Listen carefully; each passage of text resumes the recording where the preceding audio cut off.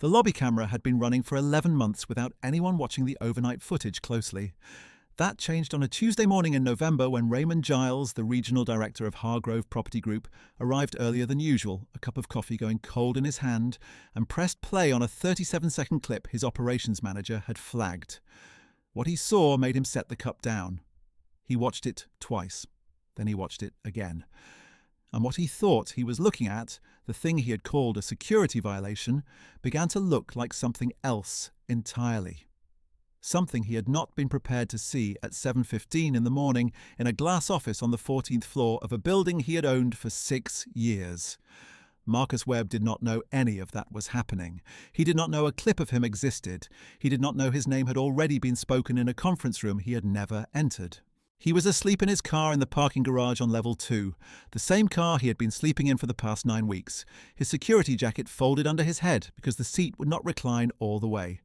He had 4 hours before his next shift. He used all of them. If you have ever done something quietly, without thinking about the credit, without telling a soul, and wondered whether it mattered at all, stay with this story, because Marcus Webb was about to find out exactly how much a single quiet act can cost a man, and how much it can give back.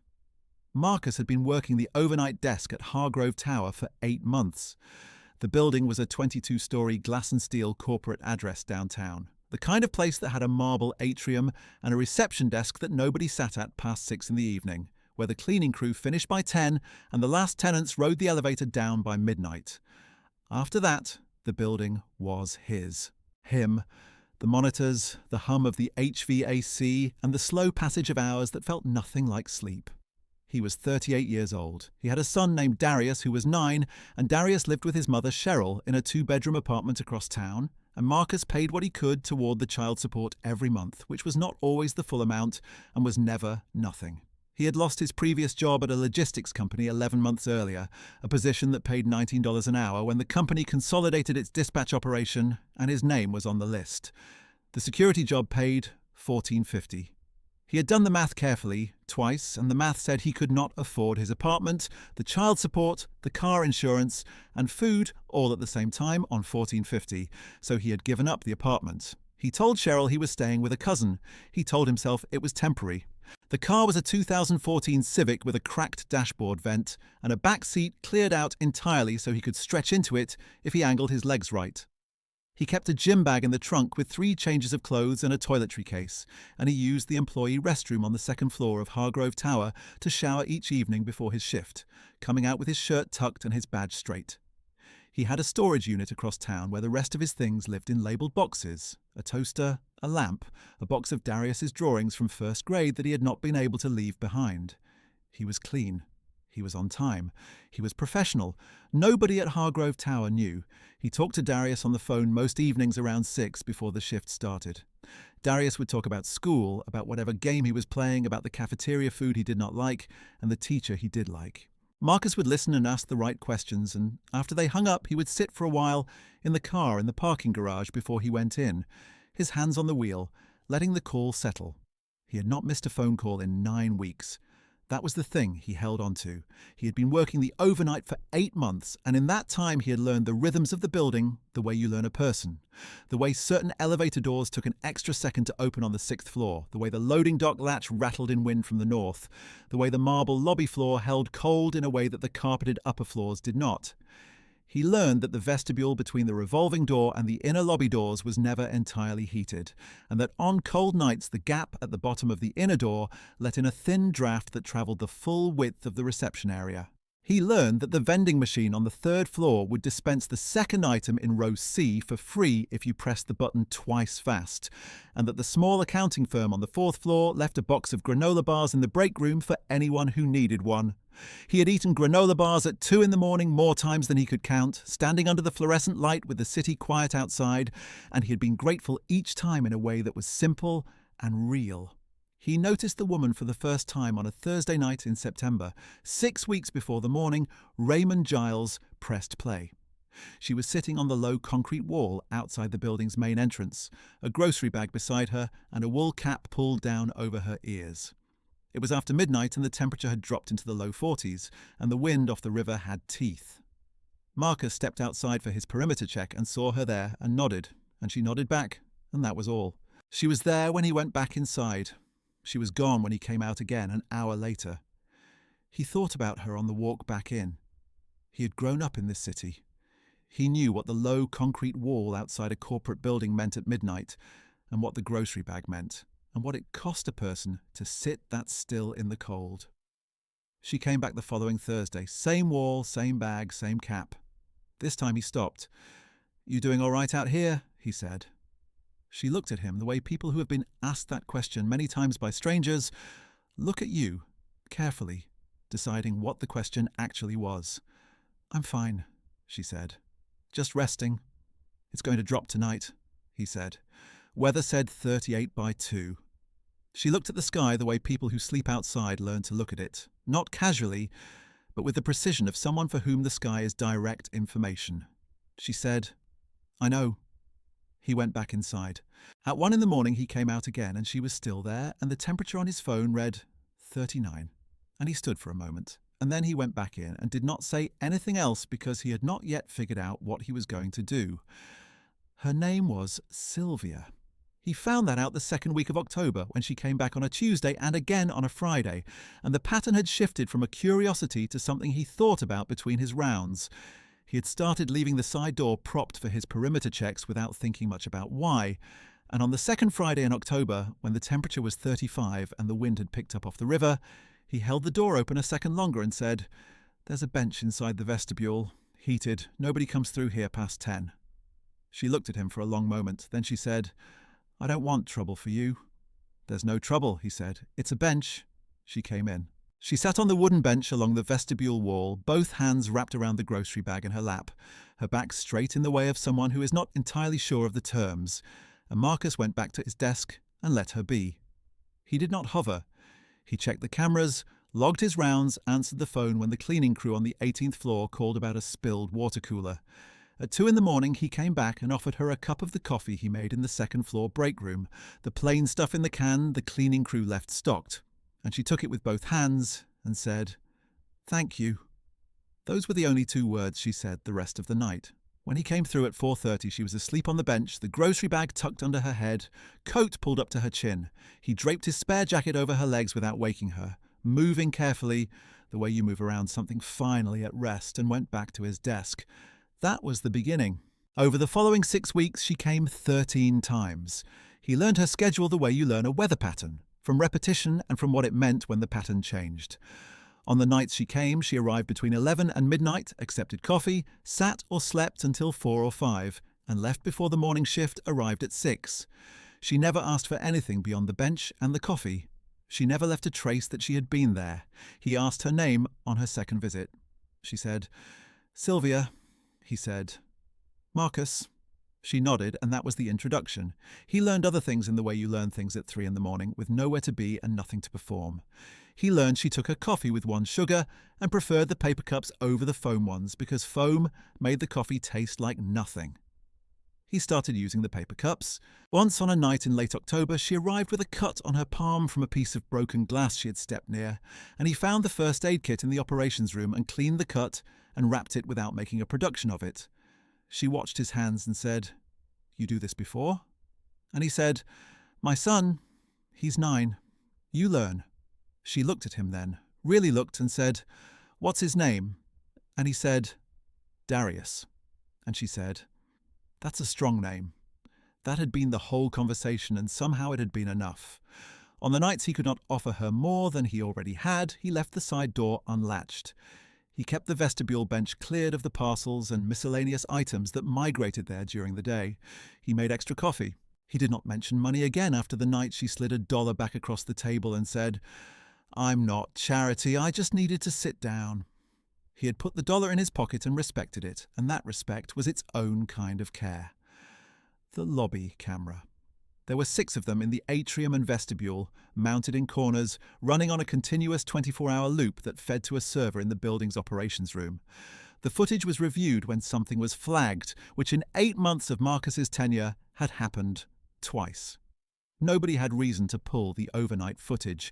Nobody had reason until the first Monday in November, when a building tenant named Patricia Holt, who ran a financial advisory practice on the 9th floor and arrived each morning at 6:45, noticed a woman on the vestibule bench as she pushed through the lobby doors.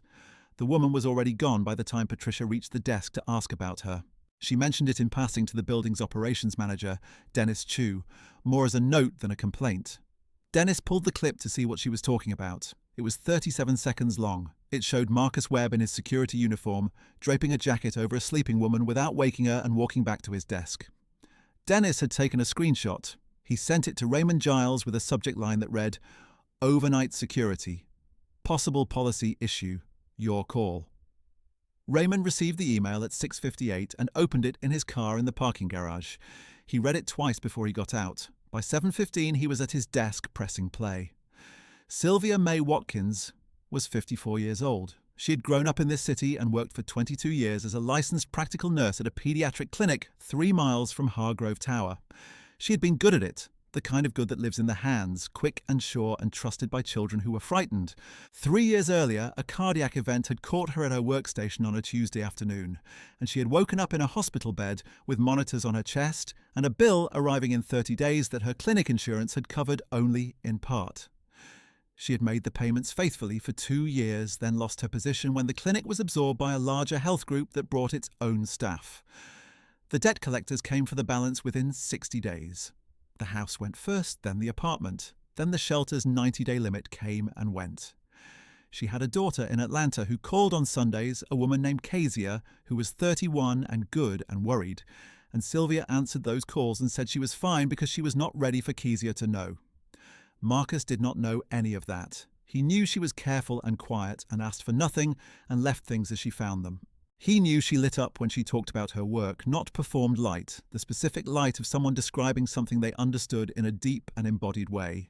The way a particular child would respond to a particular approach, the particular calibration of a dose for a small body, the name of a kid she had seen every 2 weeks for 3 years who used to be terrified of the exam table, and then, one day, was not.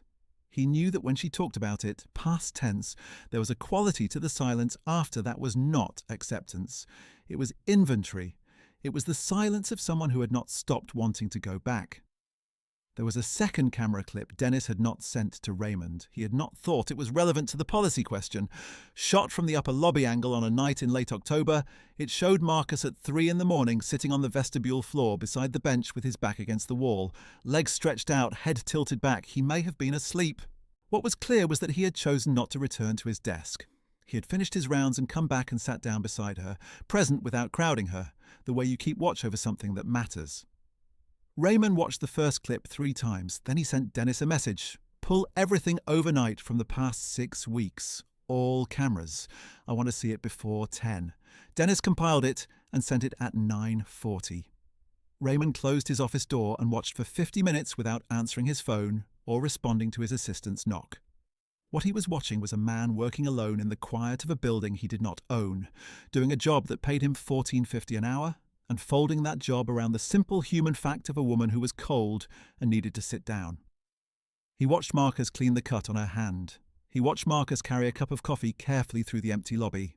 He watched Marcus, on 3 separate nights, pause at the vestibule bench on his way past and check without touching anything whether she was warm, the way you check on something that matters to you, quietly, not making it a thing.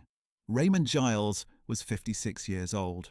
He had built Hargrove Property Group over 23 years from a single commercial property in the city's east side to a portfolio of 11 buildings.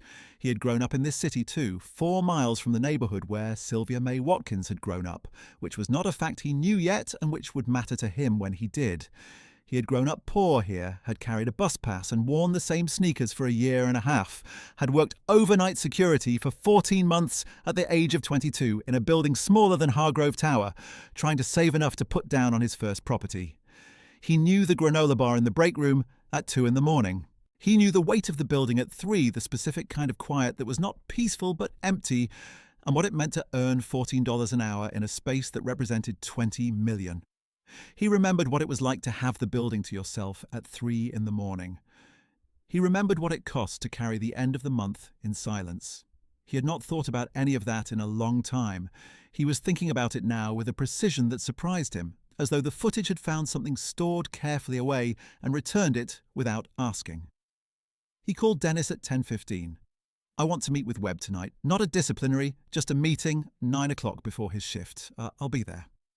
Marcus arrived at 8:50, jacket over his arm, badge already clipped. He had spent the afternoon in the car and the early evening at a diner 2 blocks over, eating a full meal because he had learned that the nights went better that way. He had talked to Darius at 6. Darius had been going 11 minutes about a baking soda and vinegar science project. Uninterruptible. Wonderful. Marcus had listened to all of it. After they hung up, he had sat for a while in the car with his hands on the wheel. He signed in at the lobby desk, and Paul, the evening guard, told him carefully that the building manager wanted to see him upstairs before he clocked in. Marcus thanked him and walked to the elevator with his stomach low.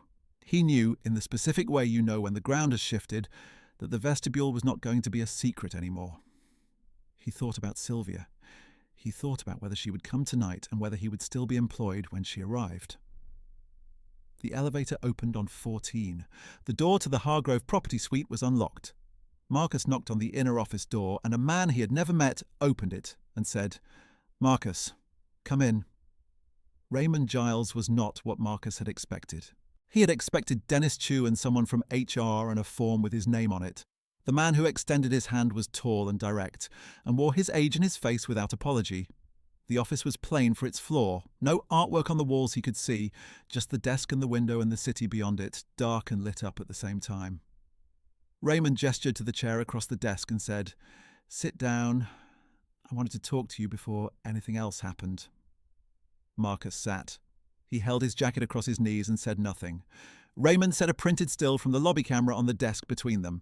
The upper angle shot, the one Dennis had not sent, Marcus sitting on the vestibule floor beside the bench at 3 a.m. "Tell me about this," Raymond said. Not an accusation, the tone of someone who already knows some of the answer and wants the rest. Marcus looked at the photograph. He said, "Her name is Sylvia. She was sleeping outside. It was cold." He paused. "I know it's against policy. I know what the rules say about unauthorized access." "How long?" Raymond asked. 6 weeks, Marcus said, "give or take." "Why didn't you call it in? There's a shelter referral protocol." Marcus was quiet for a moment. Then he said, "She wasn't hurting anyone. She was tired and cold. The shelter referral means she goes back outside, waits in a line, maybe gets a bed, maybe doesn't. Maybe waits until 2 a.m. to find out there isn't one." He looked directly at Raymond. "I couldn't do that to her." Raymond held his gaze. He picked up the photograph and placed it face down on the desk. 8 months, clean record, good reviews, he said. "Dennis told me." "Yes? I want to ask you something, and I want you to answer me honestly." He folded his hands. "Where are you sleeping?" The question landed the way a specific question lands when you have been carrying a specific secret. Not like a blow, but like a hand on the door you have kept shut. Marcus did not move for 3 full seconds. Then he said carefully, "I have a place." "I've been doing this 23 years, Raymond said, not unkindly. "I worked overnight security at 22, trying to save for my first property. I know what a man looks like when the garage is where he keeps his things." Marcus did not answer. His hands tightened once on the jacket in his lap, then went still. Raymond said, "I'm not going to fire you. I want to say that plainly before you spend another second worrying about it." He paused. "What I am going to do is ask you to tell me what you need." Marcus looked up, the expression of a man who has not been asked that question in a long time and is not sure what to do with it. "Because," Raymond said, "I watched an hour of footage, and what I saw is a man doing a job at 3 a.m. when he thinks no one is watching, and doing it with more decency than most people manage in daylight." He let that sit. "I also know what the math looks like on 1450, and what it means when a man stops being able to make it add up." The office was quiet. Outside the 14th floor windows, the city moved in its distant way, lights sliding and steadying against the dark. Marcus said quietly, "I have a son. I know. Dennis pulled your file. His name is Darius." His voice stopped working for a second. He pressed his lips together and looked at the desk until it came back. "I've been paying what I can toward the support. It's not enough. I know it's not enough, but it's never nothing." Raymond said, "How much are you short every month?" Marcus told him the number. Raymond wrote it down. "The building has a portfolio manager position that has been open for 3 months. administrative oversight, tenant coordination, facilities scheduling, day shift with regular hours, 22 an hour with full benefits. He looked at Marcus. There's also a housing assistance stipend through the group for qualifying employees. First and last on an apartment, renewed annually for 2 years. He paused. You'd qualify. Marcus sat very still, the kind of stillness that comes when something arrives that you have been hoping for so long you stopped naming the hope. I'm not offering charity, Raymond said. I'm offering a position that needs filling, that you've already shown me you can do across 8 months, just in a different uniform. He paused. But I need to know about Sylvia first, because that's not finished. Marcus said, What do you mean? I mean, I watched the footage and I didn't see a security violation. I saw a man look after somebody in the middle of the night when it would have been easier not to. Raymond leaned slightly forward. I want to know if we can do something real for her. Not a bench, something that holds. Marcus was quiet. Then he said, She's an LPN. She worked pediatric for 22 years. She's good at it, the kind of good that lives in your hands. You can hear it when she talks about it, even talking about it past tense, even now. Raymond said, How do you know that much? She told me, not all at once, a little at a time, the way you talk to someone at 3 in the morning when there's nowhere to be and nothing to perform. Raymond picked up a pen and wrote something. He said, One of the buildings in this portfolio houses a community health clinic on Morrow Street. They have been trying to hire 2 licensed practical nurses since June. I have a direct contact, the clinic director. He set the pen down. I'm not making promises for someone I've never met, but I'd like to meet her. Tonight, if she comes. What neither of them said out loud, and what both of them understood in the quiet of that office, was that this was not the usual order of things. This was not how buildings ran, or how regional directors spent Tuesday evenings, or how security incidents resolved. But Raymond Giles had spent 56 years in this city, and 23 years building from nothing, and somewhere in that accumulation, he had made a private calculation, never written down, that the only work that meant anything was the work you did when you thought the room was empty. He had not acted on that calculation often enough. He was acting on it now, and the feeling was something he recognised from a long time ago. Sylvia arrived at Hargrove Tower at 11:40, the way she always arrived, without announcement, without ceremony, the grocery bag over her arm and the wool cap pulled down. She found the side door propped the way Marcus always propped it. She found the vestibule bench empty. She set her bag down and sat and took a breath and let the warmth of the building reach her. After a few minutes, she heard footsteps that were heavier than Marcus's and less familiar, and she looked up. Marcus was there, but he was not alone. He held out a paper cup of coffee the way he always did and said, Sylvia, there's someone who wants to meet you. He's not trouble, I promise. She took the cup. She looked at Marcus and then at Raymond Giles, standing behind him in a good coat with his hands in his pockets, giving her the space of someone who understood he was a guest in a situation he had not created. She looked back at Marcus and waited. Raymond said, My name is Raymond. I own this building. He said it level, without weight. Marcus told me about you. He told me what you do. She said evenly, What I did. Raymond said, I have a colleague who runs a community health clinic 4 blocks from here. She has been looking for licensed practical nurses since the spring. I asked this afternoon if I could pass along a name. He reached into his coat pocket and held out a folded piece of paper. It's a name and a number, not a guarantee. A conversation with someone who needs exactly what you have. She did not take it right away. She looked at the paper and then at Marcus. And Marcus nodded once, the smallest nod that says, I checked. It is what it says it is. And she reached out and took the paper and held it in both hands, without unfolding it. She said, Why? Not a question for information.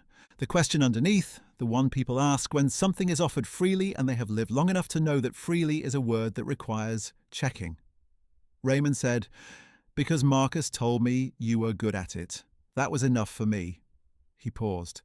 And because this building has been standing 6 years and until last night, I didn't know what was happening in this vestibule at 3 in the morning. And now that I do, I'd like to be a different kind of landlord than I've been. The lobby was quiet. The marble floor held its cold. The overhead lights ran in their low overnight setting, faces readable and unhurried. Somewhere on an upper floor, the HVAC turned over and the building breathed. Sylvia looked down at the folded paper in her hands for a long moment, her expression controlled, and then not controlled, changing in the way faces change when something long held finally finds a place to be set down. She said, "I'll call in the morning." Raymond said, "Tell them Raymond sent you. She'll know." He shook Marcus's hand and walked to the elevator and let them have the vestibule back. Marcus stayed in the vestibule the rest of his shift. He made his rounds and checked his locks and logged his notes, and each time he came back, Sylvia was there. And in the last hours before dawn, he sat against the wall beside the bench the way he had on those other nights. Not talking, just there. When the first November light came through the glass and changed the colour of the marble from grey to pale gold, Sylvia was already awake, sitting with her coat pulled around her and the folded paper in her hand. She looked at him. She said, "Darius's father." Not a question. He said, "Yes?" She said, "He's going to be proud of you." Marcus looked at the door, at the morning light and the city beginning its sounds. The first bus, a car horn from the north, the specific shift in air pressure when a city wakes. He did not say anything for a moment. Then he said, "I hope so." She tucked the paper into her coat pocket and picked up her bag and walked out into the morning, and that was the last time she came to the vestibule as a place to rest. She called the clinic contact at 8:45 the next morning. The clinic director, Dr. Carol Mays, had been running the practice on Morrow Street for 11 years and had been short-staffed since June. And when Sylvia said Raymond had sent her, Dr. Mays said without hesitation, "Can you come in today?" Sylvia said she could come in an hour. She walked the 4 blocks in the November cold with her grocery bag and her coat and the paper in her pocket. The meeting lasted 40 minutes. Dr. Mays asked about the 22 years at the paediatric practice, and Sylvia answered in the specific way of someone talking about work they know in their hands, the detail of it, the particular patience it required. "Doctor." Mays put her pen down after 20 minutes and said, "When can you start?" And Sylvia said, "As soon as my license is current." And Dr. Mays said, "We'll process the reinstatement together. 2 weeks." Sylvia pressed her hand flat on the table for a moment to steady herself, and Dr. Mays looked at her calendar, and they both let the moment pass without making it larger than it needed to be. The clinic ran a transitional housing program through a non-profit on the 2nd floor of the same building. Sylvia had a room before the month was out, a bed and a window and a bathroom with a lock and a key that belonged to her.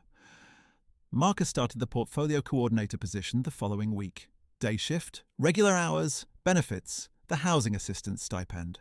He moved out of the Civic and into a small studio in January, 6 blocks from Darius's school, a place with east-facing windows that caught the morning light and a kitchen counter that was all his. He cleaned it for 3 hours the day he got the keys. He put Darius's drawings from 1st grade on the refrigerator with a magnet a previous tenant had left, a small yellow sun that he did not peel off because it felt right where it was. The first Friday he had the apartment, he picked Darius up from school and brought him over. Darius walked through the front door with the thorough energy of a 9-year-old assessing a new space, touching the wall, opening the refrigerator, checking the bathroom, coming back to the kitchen and saying, "Dad, you only have 1 bowl." Marcus said, "We'll get more." Darius said, "Can I pick them?" Marcus said, "Yes." Darius said, "Can we go today?" And Marcus said, "We can go today."